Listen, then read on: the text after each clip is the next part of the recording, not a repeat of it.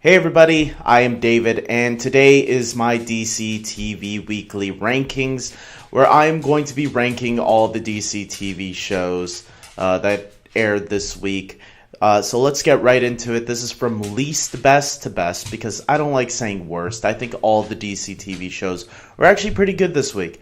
One has to be the weakest of the week, so that's why we're starting with our first one, which is Legends of Tomorrow, Season 3, Episode 13, No Country for Old Dads. Ray Palmer's captured, the Atom, and by Damien Dark and his daughter, and he has to go on a little mission to a time where Damien Dark, young, well, he didn't look pretty young. He had long, weird hair going on, though, for a bit in this episode.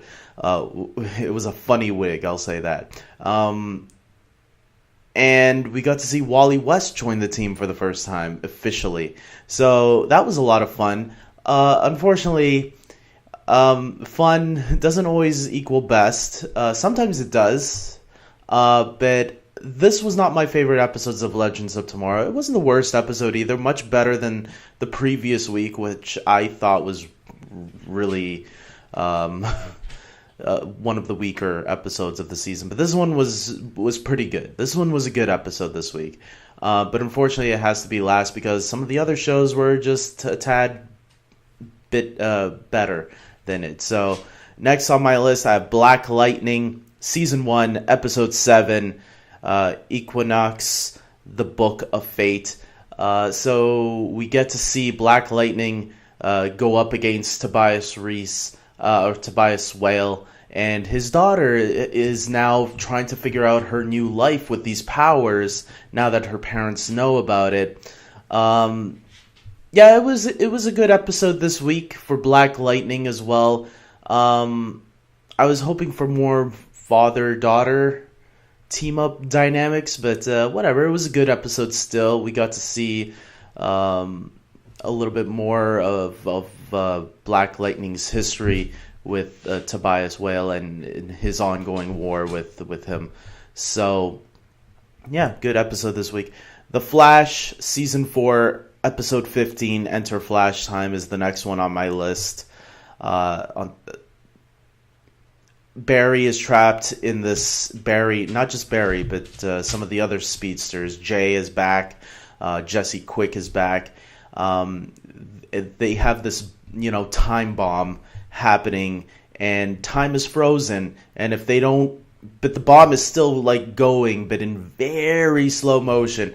And they're trying to figure out how do we get out of this flash time where we're stuck. And Barry has done that in the past, but not to the extent where they can't get out of it. And he can touch people and get people to snap out of it for a bit, but once he lets go, they're back into that state of mind. I thought this was a really good, time clock ticking episode. I thought seeing the stakes raised in this one in a different way was actually refreshing, and this is the kind of episodes I like from The Flash, when they know how to balance a little bit of that drama into it, like the stakes and the drama mixed into it, and I thought it was done really well, actually, so really enjoyed this one. Next, I have Gotham Season 4, Episode 13, A Beautiful Darkness. These next two on my list, I was really happy with. I think Thursday night was my favorite night this week of DC TV.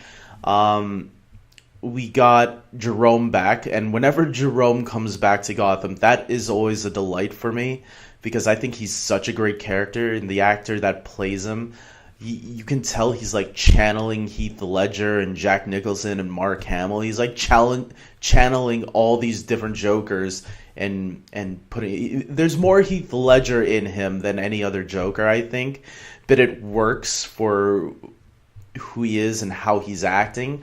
And I really like the prison stuff with him and Penguin, so that was a lot of fun. And then we got Bruce's storyline going on with Bruce getting these dreams because Ivy attacks him and puts him in a state of mind where he's in this life and death situation where he's not dead, but he's not alive. It's like his spirit is struggling, and he sees a vision of what could possibly be his future. And that was really cool. I'm gonna say it was like, it reminded me of Smallville when Clark saw his future, but we didn't really see exactly what it was, but he knew what it was. And that's what this episode kind of reminded me of a little bit, just a more darker, twisted sense. And I really did like the Poison Ivy stuff that was going on with Gordon trying to track Ivy with Selena and all that. So yeah, this was a really solid episode. I really enjoyed it a lot. And then we got, finally, at number 1, I put Arrow.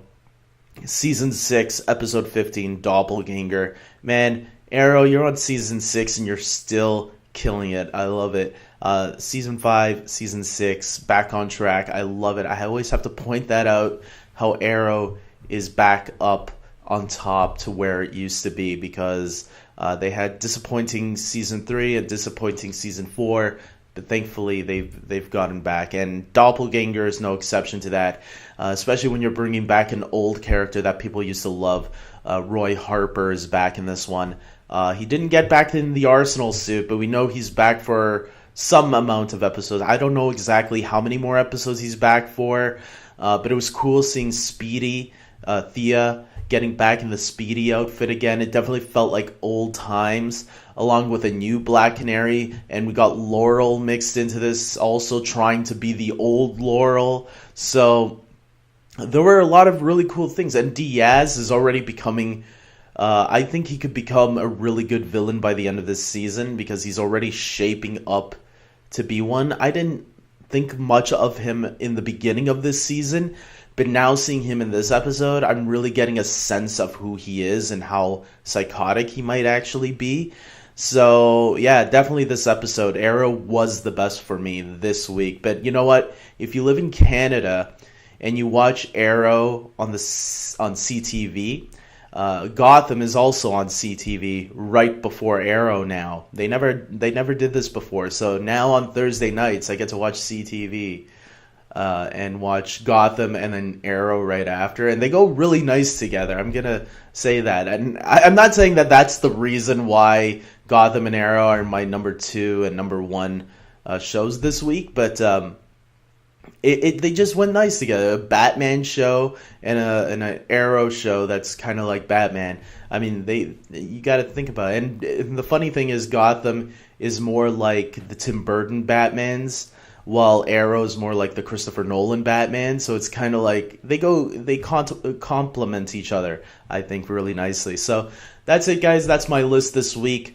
Tell me your rankings this week. If you watch all the DC TV shows like I do, rank them below. Tell me your thoughts. If you watch some of them, tell me what your thoughts were on those specific episodes. If not everybody watches all the DC TV shows like I do. I'm a rare exception, I guess. But I'm sure there's tons of people out there that also watch all these shows like I do. So DC nerds at heart. And especially since the DC TV stuff seemed to do better than the DC movies currently.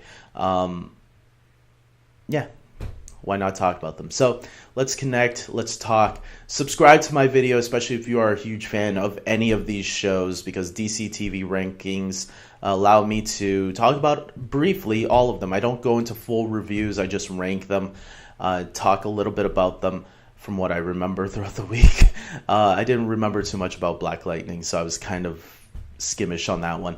But I remembered it enough to rank it, know how I feel about it. And Krypton is coming soon. I'm going to see if I can add that to my list, depending on if I can find a way to watch it. We'll see. And like this video, share it around if you know people that like DC TV and want to rank it as well. And until next time, everybody, take care.